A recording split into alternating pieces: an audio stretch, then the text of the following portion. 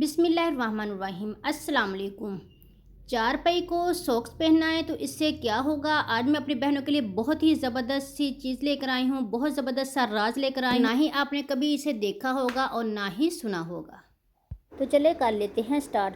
अक्सर ऐसा होता है जब हम अपने सैंडविच मेकर को साफ़ करते हैं, जब हम इसमें कोई ना कोई चीज़ हम बनाते हैं, ब्रेड वगैरह बनाना होता है, सैंडविच वगैरह बनाना होता है, चाहे हम इसमें वेजिटेबल डाल दें, चाहे अंडा वगैरह डाल दें, तो इसी तरह से हम जब बनाकर छोड़ देते हैं तो इसके अंदर जितनी भी गंदगी वगैरह होती है वैसे पड़ी रहती है और इसको जब हम दोबारा से इस्तेमाल में लाते हैं लेकिन बहुत ज़्यादा स्मेल होती है।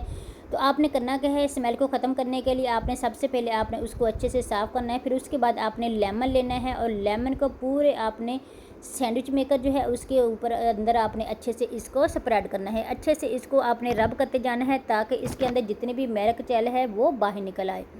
इस तरह से अच्छे से जब आप साफ़ करेंगे बिल्कुल आपका जो सैंडविच मेकर है बिल्कुल आपका नीट एंड क्लीन हो जाएगा और ना ही इसके अंदर जो बंद पड़ा रहने की वजह से स्मेल वगैरह होती है वो भी ख़त्म हो जाएगी।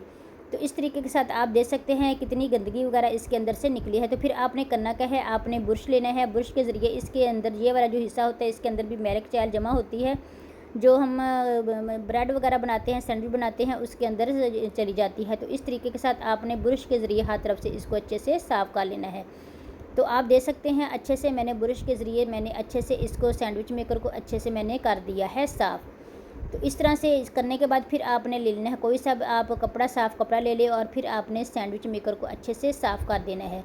क्योंकि जब आप लेमन के ज़रिए इसको साफ़ करेंगे तो फिर जैसे मर्ज़ी आप इसे बंद करके भी रख दें, लेकिन लेमन की जो खुशबू होगी वो आती रहेगी और जो भी बैड स्मेल है वो बिल्कुल दूर हो जाएगी। तो इस तरीके के साथ आपने जब भी आपने इसको साफ़ करना हो और इस्तेमाल करने के बाद आपने इसको लाजमी लेमन के साथ साफ़ करना है। करने के बाद फिर आपका जो सैंडविच मेकर है बिल्कुल नीट एंड क्लीन हो जाएगा।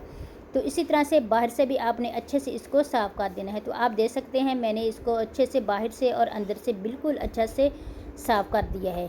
तो उम्मीद करती हूँ आपको आज की ये वाली वीडियो भी अच्छी लगी होगी। चले जल्दी जल्दी से चलते हैं नेक्स्ट टिप की तरफ। नेक्स्ट टिप भी मेरी बहुत ही ज़बरदस्त है, बहुत ही ज़बरदस्त है। आपने जब भी आपने मार्करों को आप इस्तेमाल करते हैं, बच्चे मार्करों को इस्तेमाल करते हैं, इस्तेमाल करने के बाद जब ये ख़त्म हो जाती हैं तो इनको फेंक देते हैं। तो आज की वीडियो देखने के बाद आपने इसको फेंकना नहीं है बल्कि आपने घर की ही चीज़ों के लिए आपने इसको इस्तेमाल में लाना है। किस तरह से इस्तेमाल में लाना है, जब आपकी मार्कर हो या पॉइंटर हो वो ख़राब हो जाता है या ख़त्म हो जाता है तो आपने उसके जो लेने हैं कैप्स, इस तरह से आपने उसके कैप्स लेने हैं और कैप को किस तरीके के साथ आपने इस्तेमाल में लाना है, आपने ले लेनी है टेप ले लेनी है, चाहे डबल टेप हो चाहे ये वाली टेप हो तो आपने वो वाली ले लेनी है। तो इस तरह से ढक्कन का ये वाला जो ऊपर वाला हिस्सा है इसके ऊपर अच्छे से आपने इस तरह से टेप को अच्छे से इसके ऊपर लगा देना है। इस तरह से छोटे छोटे पीसेस आप टेप के कटेंगे और कटने के बाद फिर आपने इसके कैप के ऊपर आपने लगा देना है। तो जब आप ये वाली वीडियो देखेंगे तो आप भी इसी तरह से काम करने पे मजबूर हो जाओगे क्योंकि बहुत ही ज़बरदस्त है, बहुत ही ज़बरदस्त है और आपको फ़ायदा देने वाली है। तो इस तरीके के साथ मैंने सारे कैप्स के ऊपर अच्छे से मैंने वो टेप जो है वो मैंने लगा दी है।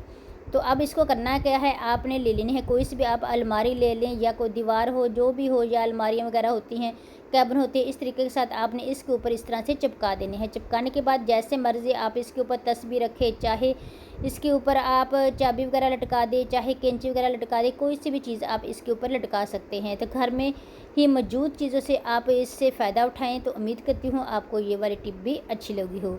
तो चलते हैं नेक्स्ट टिप की तरफ। तो नेक्स्ट टिप भी मेरी बहुत ही ज़बरदस्त है। इस तरह से खाली डब्बे के से रिलेटेड है कि किस तरह से जो खाली डब्बे होते हैं उसको हम बेकार समझकर फेंक देते हैं। तो बल्कि आपने इसको फेंकना नहीं है बल्कि आपने इस्तेमाल में लाना है। तो अक्सर ऐसा होता है जैसे कि सर्दियाँ आने वाली हैं, सर्दियों में अक्सर ऐसा होता है मर्सों का बहुत ज़्यादा इशू होता है क्योंकि नमी की वजह से जो मार्ट्स होती हैं वो नमी की वजह से बिल्कुल ख़राब हो जाती हैं। जब भी हमें ज़रूरत पड़ती है, जब हमने जलानी होती है आग, तो नमी की वजह से जो मार्ट्स है वो काम नहीं करती। तो आपने करना क्या है, इस तरह से आपने डिब्बा लेना है और उसके अंदर आपने मार्ट्स को रख देना है और जो वेट होती है कुकर वाली उसको भी आपने इसके अंदर रख देना है ताकि जब भी हमें ज़रूरत पड़े मार्ट्सों की या वेट की फ़ौरन हम इसे इस्तेमाल में ला सकें।